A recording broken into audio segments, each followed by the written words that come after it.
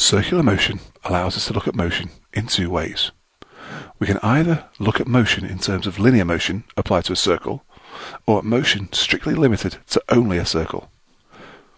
The first approach requires us to only look at speed around a circle at fixed points. If we somehow pause the motion of an object around the circle and take a tangent of the object's path at this point around the circle, we can work out what is called its tangential velocity. This is the velocity the object would go if the force holding it in a circle was suddenly released. It is a principle by which a slingshot works, or you throwing an object. In order to throw an object, you must rotate your arm.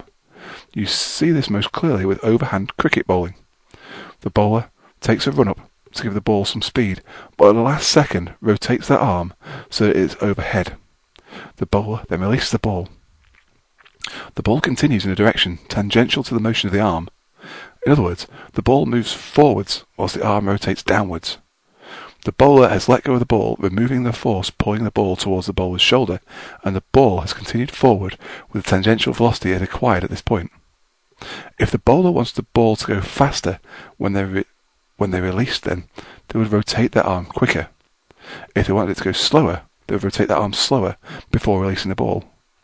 With a slingshot, you can vary the length of the arm throwing the ball. If you want the ball to go faster, you shorten the length of the arm. To go slower, you lengthen the arm length. We have an equation for tangential velocity from our previous podcast, translating linear to circular, where tangential velocity equals 2 pi rf, where r is the radius of the circle and f is the frequency. This is derived from the linear equation for speed equals distance over time. When we look at purely circular motion, we are no longer concerned with what would happen if we remove the force holding our object in place.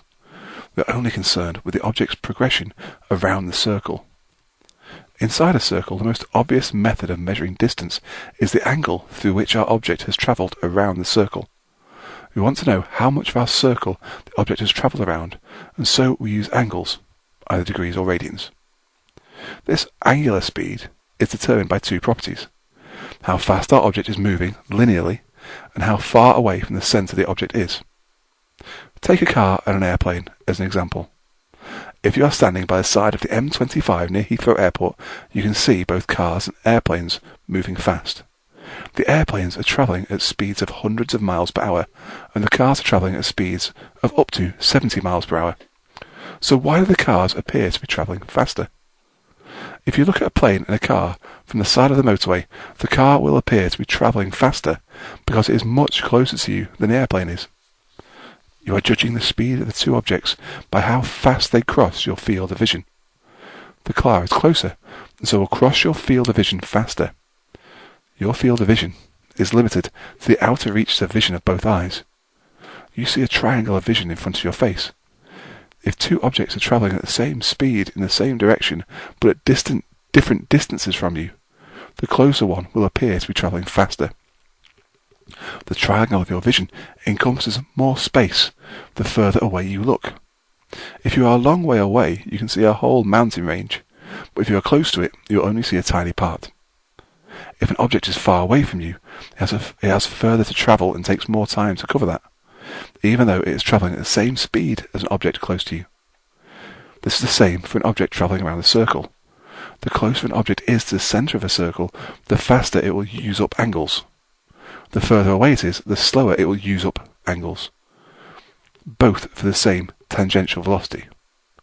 The distance from the centre of the circle is the radius, so angular velocity is inversely proportional to the radius. Of course, if you keep the radius fixed, but move an object around the circle at a faster rate, a higher tangential velocity, then it will move around quicker as well. In this way, angular speed is directly proportional to tangential velocity. When you combine these two properties together, you can define angular speed in terms of radius and tangential velocity. Angular speed is tangential velocity divided by radius. If we look again at our equation for tangential velocity, v equals 2 pi rf, we can derive a different equation for angular speed. Angular speed is tangential velocity divided by radius. This means that we can divide 2 pi rf by r, giving us angular speed equal to 2 pi f. You should also remember that you can define angular speed completely by its use of angles, Angular speed is the number of angles used up divided by time taken to use those up. In the same way, speed is distance over time. Angular speed can be angles divided by time.